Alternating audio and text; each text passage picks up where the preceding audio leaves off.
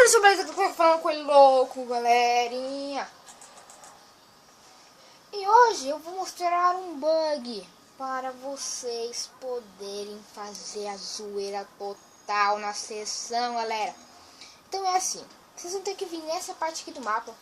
Aqui, ó. É na praia, bem aqui mesmo, ó. Deixa eu ver, de ponto de referência. Do lado da missão aqui, ó. Do lado dessa missão aqui. Então, vocês vão vir aqui. Vocês vão no penúltimo negocinho de água verde. Não é o último, é o penúltimo, é o outro. Vocês vão vir aqui, entrar na água, né? É lógico. Vocês vão vir aqui, vocês vão ter que ter fôlego, né? Vocês vão ter que ter bastante fôlego para poder fazer esse glitch. Vamos vir aqui, ó. Você vai ter uma brechinha aqui, ó. Vocês vão vir e entrar aqui, ó. Vocês vão ter que ir nadando.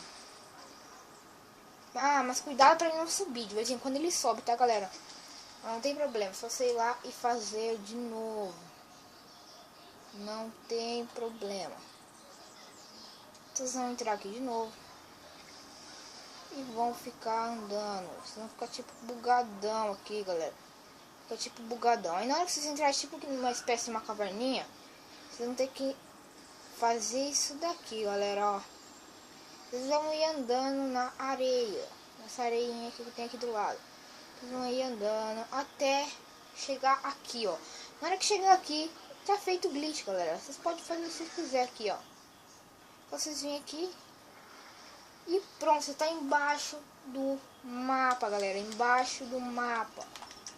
Vocês podem fazer a zoeira total aqui, galera. Veja isso. Veja esse bug maroto. Olha, você pode explodir tudo lá de fora. Pode fazer a zoeira total aqui na sessão, mano.